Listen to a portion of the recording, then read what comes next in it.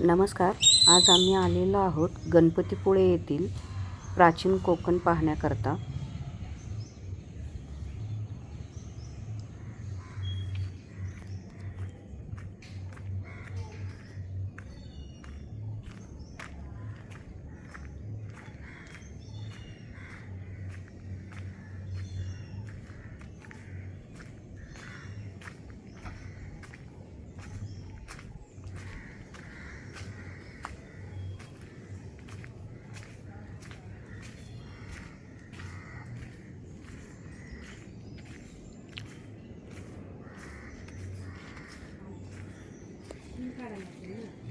या ठिकाणी प्राचीन कोकण पाहण्याकरता 50 रुपये एंट्री तिकीट आहे.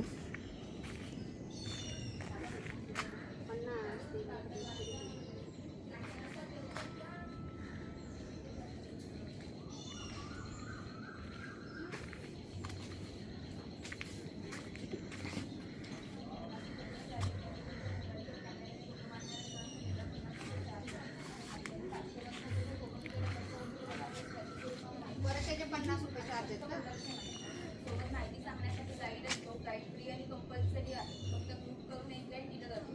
त्याचे 10 मिनिटं थांबवतो. तुम्हाला तुमच्यासाठी सेपरेट गाईड हवा असेल तर 50 रुपये चार्ज. सेपरेट नको आहे.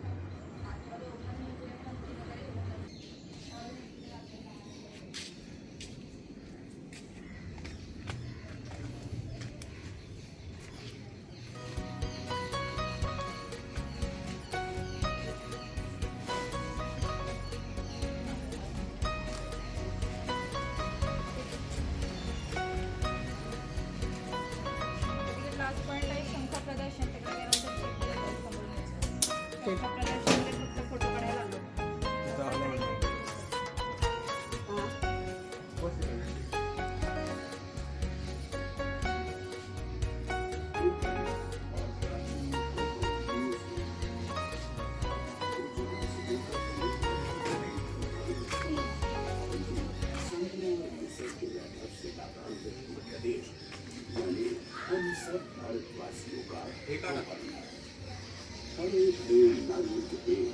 रमणीय आम के बाद पहाड़ों की ढलानों पर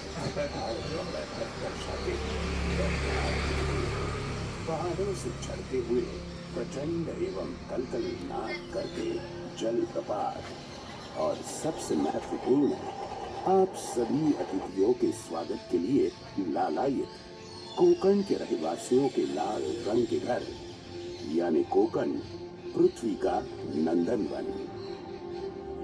रामायण काल में कोकण को अप्रांत भूमि कहते हैं कि सीता जी को खोजते हुए आए हनुमान जी के चरणों ने इस भूमि को छूकर इसे पावन बना दिया। भगवान परशुराम जी ने सागर को पीछे धकेलकर इस भूप्रदेश का निर्माण किया था। ऐसी कोकण वासियों की श्रद्धा है। परशुराम जी की माता का नाम कुकड़ा होने के कारण इस प्रदेश का नाम कोकण निर्धारित हुआ होगा। या कोंकणी भाषा में काणकोण का अर्थ पर्वतीय भूभाग।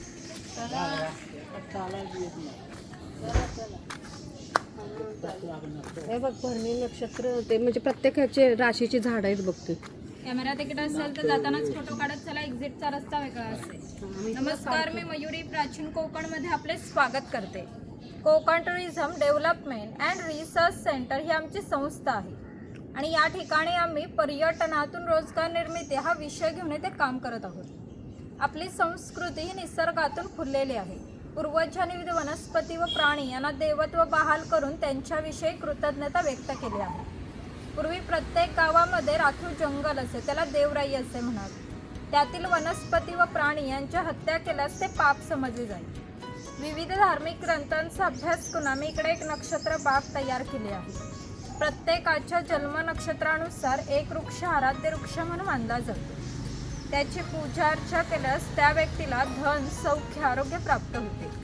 प्रत्येकाच्या जन्म नक्षत्रानुसार बाहेर बोर्ड आहे. तुम्ही तो बोर्ड एक्झिट करताना पाहू शकता.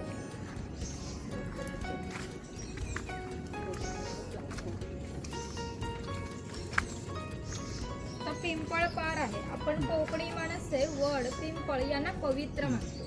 तसेच त्यांना आपण दीर्घायुष्याची प्रतीके मानलेली आहेत. याला पिंपळ पार म्हणतात कारण त्याच्या भोवती जो दगडी कट्टा बांधला आहे त्याला कोकणी भाषेमध्ये पार असे म्हणतात. हा पार सुमारे 400 वर्षापूर्वी बांधलेला आहे आणि जेव्हा पार बांधला गेला तेव्हा इकडे पिंपळाचे रोप लावण्यात आले. म्हणजेच हा पिंपळ सुद्धा 400 वर्षापूर्वीचा जुना. पिंपळाचं झाड आहे.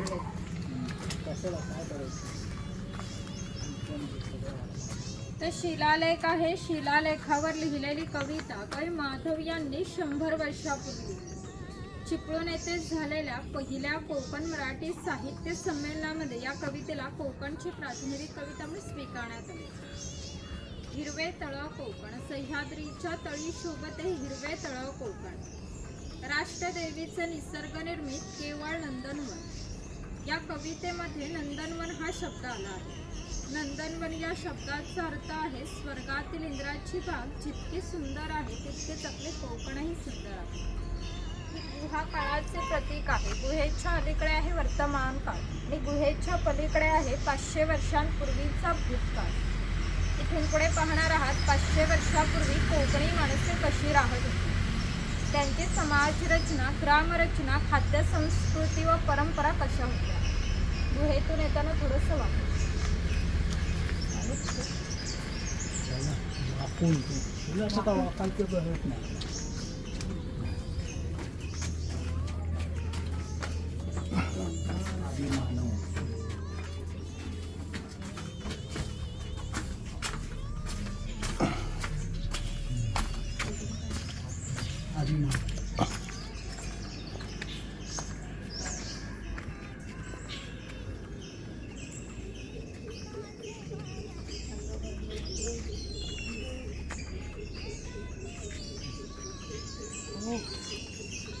ते कोकमचं झाड आहे. त्याला जी फळं येतात त्यापासून कोकम सरबत किंवा कोकम आगळ तयार केले जाते. त्याच्या फळांच्या सालीपासून कोकम तयार केले जाते.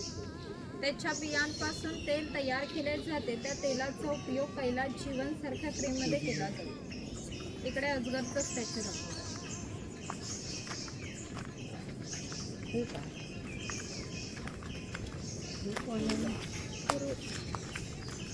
पानपीर म्हणतो ना आपण जाम तसं झाड.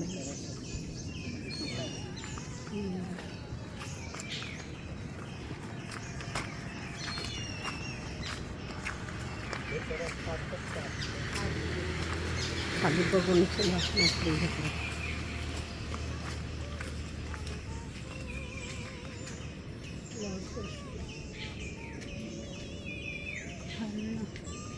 हे आहेत भगवान परशुराम. आपल्या पुराणामध्ये त्यांचा असा उल्लेख आलेला आहे की हजारो वर्षापूर्वी भगवान परशुराम होऊन गेले. त्याने संपूर्ण पृथ्वी जिंकून घेतली आणि जिंकून घेतलेली पृथ्वी त्याने दान केली. दान केलेली कोणतीही गोष्ट आपण स्वतःसाठी वापरत नाही, परंतु त्यांना राहण्यासाठी भूमी आवश्यक होती. आपण ज्या ठिकाणी उभे आहोत त्या ठिकाणी हजारो वर्षापूर्वी समुद्र होता. त्यांनी त्याच्याशी युद्ध केलं आणि त्याला 40 ते 50 किलोमीटर पाठीमागे ढकलले आणि या सुंदर कोकण प्रदेशाची निर्मिती केली. म्हणून या कोकण प्रदेशाला परशुराम भूमी असे म्हणतात. कोकणामध्ये लाल रंगाचा जांभा नावाचा दगड मिळतो. जांभ्या दगडाचा हा जो पक्का रोड बांधला आहे त्याला कोकणी भाषेमध्ये पाखाडी असे गाव शिकार दाखवले.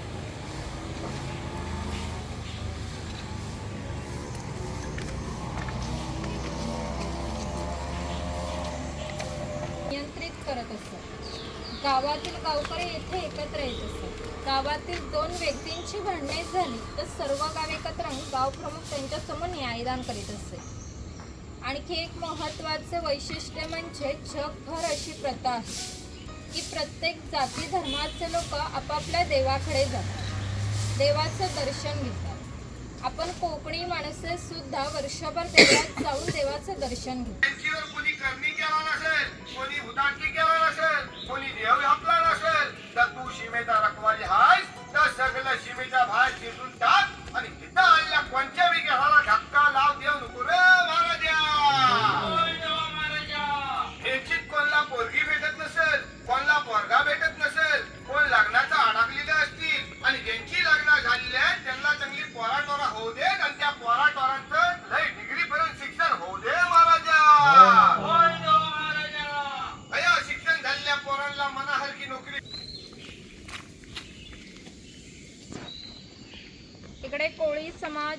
कोळी समाजाची लोक ही समुद्राच्या इतकी जवळ राहतात. नाभिक आहे. पूर्वी कोकणामध्ये 12 बलुतेदार पद्धत अस्तित्वात होती.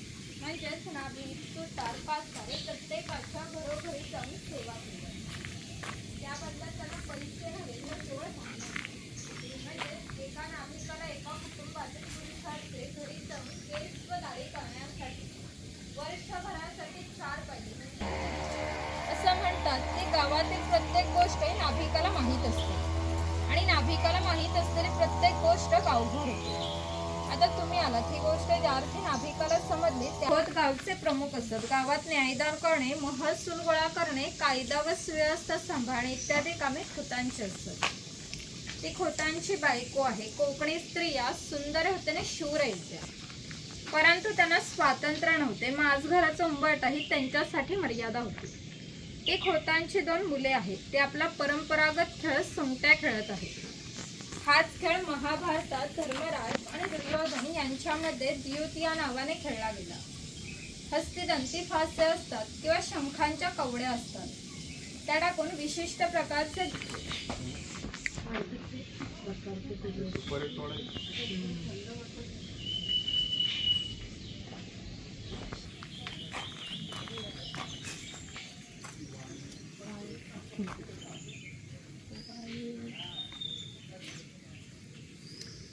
तो शेतकरी आहे. पूर्वी त्याचं घर जसं असायचं अगदी तसंच घर आम्ही या ठिकाणी उभारलं आहे. ती जी चूल दिसते तिला कोकणी भाषेमध्ये पिरसा म्हणतात. पूर्वी ती सतत पेटी ठेवली जायची. जेव्हा शेतकऱ्याच्या बायकोला स्वयंपाक करायचा असत तेव्हा तिथले 2-3 निखारे घेऊन स्वयंपाक घरातील चूल पेटवीत असते. जर हा विस्ता विधला तर घरामध्ये 2 गारगोट्या ठेवल्या जात असत. ही खोईनी आहे. हिचा वापर मासे पकडण्यासाठी केला जात असे. पाठीमागे वेलेने बांधून ती पाण्यात ठेवली जाते. हिच्या अंतर्गत रचना अशा पद्धतीची आहे की आत गेलेला मासा कधीही बाहेर पडू शकत नाही. तिकडे कणगी आहे. तिचा वापर धान्य साठवण्यासाठी केला जात असे. कोकणी शेतकरी भात, नाचणी, हरिकवरी यासारखी धान्य पिकवीत असे. ती या कणगीमध्ये ठेवून वरती चिरफळाची फळे पसरवून त्यावर झाकण लावून हे सर्व बाहेरून शेणामातीने लिंपून घेतले जाते. त्यामुळे आतील धान्य 2 ते 3 वर्ष सहज टिकते. ही शेतकऱ्याची बायको आहे. तिकडे शेतकऱ्याची मुलगी आहे. तो पाळणा शेतकऱ्याच्या घरामध्ये आम्ही कायमस्वरूपी टांगून ठेवला आहे. कारण आमच्या शेतकऱ्याकडे दरवर्षी पाळणा घालत असतो. म्हणजेच प्रत्येक शेतकऱ्याला 8 ते 10 मुले असतात. थोडक्यात पूर्वीच्या काळी एकत्र कुटुंब पद्धती अस्तित्वात होती. हे उचल आहे. पूर्वी याचा वापर कपडे सुकत घालण्यासाठी केला जात असे. इकडे गौरी गणपतीचा सण असतो. कोकणी भाषेमध्ये लाट असे म्हणतात. ही लाट या आडव्या लाकडाला अशा तऱ्हेने बांधली जाते की जेणेकरून लाट उभी राहते. या ठिकाणी जोखडाला बैल बांधला जातो आणि या आडव्या लाकडावर दगड ठेवून तरी स्वतः यावर बसतो आणि हे सर्व वजन घेऊन बैल गोल फिरवला जातो. त्यामुळे आतील खोबऱ्या रगडून त्याचं तेल निघते. हे तेल भरून काढायचं असेल तर प्रथम जोखडाचे बैल सोडायचे. जोखड बाजूला त्यामध्ये खाली पाणी ठेवले जाते. या चाळणीवर केळीचे पान ठेवून त्यावर मोदक ठेवले जातात. झाकण लावून मोदक पात्र चुलीवर ठेवले जाते. आतील मोदक शिजून निघतात. हे शेवयाचे लोखंडी यंत्र आहे. शेवयाचे लाकडी यंत्र उचलायचं आणि प्रेस करायचे. हे पुराणी यंत्र आहे. यामध्ये शिजवलेली डाळ घातली जाते व हे रॉड दोन्ही बाजूने उलटसुलट फिरवले जातात. आतील डाळ वाटून निघते. याच्या गोड पुरणपोळ्या बनवल्या जातात. तो टिफिन बॉक्स आहे. वरती पाण्याचा तांबे आहे. खाली 3 डब्बे आहेत. 2 बाजूला 2 चमचे आहेत. दोन्ही बाजूने लॉक केलेला आहे. बाजूला चहाची किटली आहे. इकडे लाकडी चमचे आहेत आणि ही दगडी उखळ आहे. यामध्ये पूर्वी भाताचे पोहे काढले जातात. मच्छर म्हणून तर त्यांनी ओरडच दिली.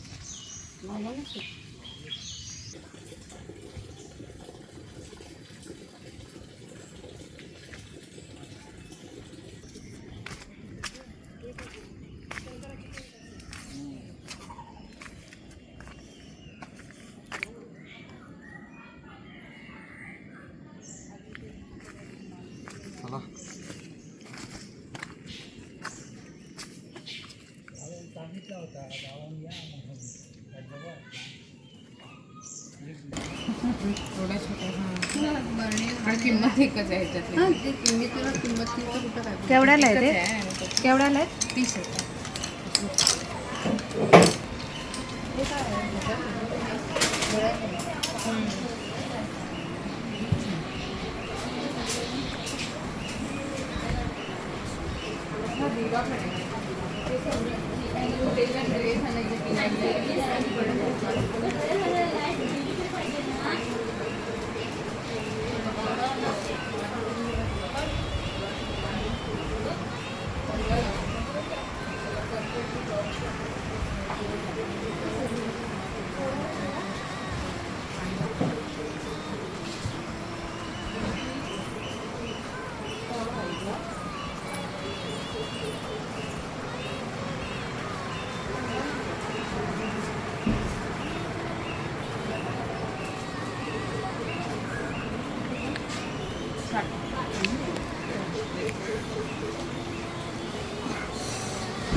टेराकोटापासून तयार झालेली ज्वेलरी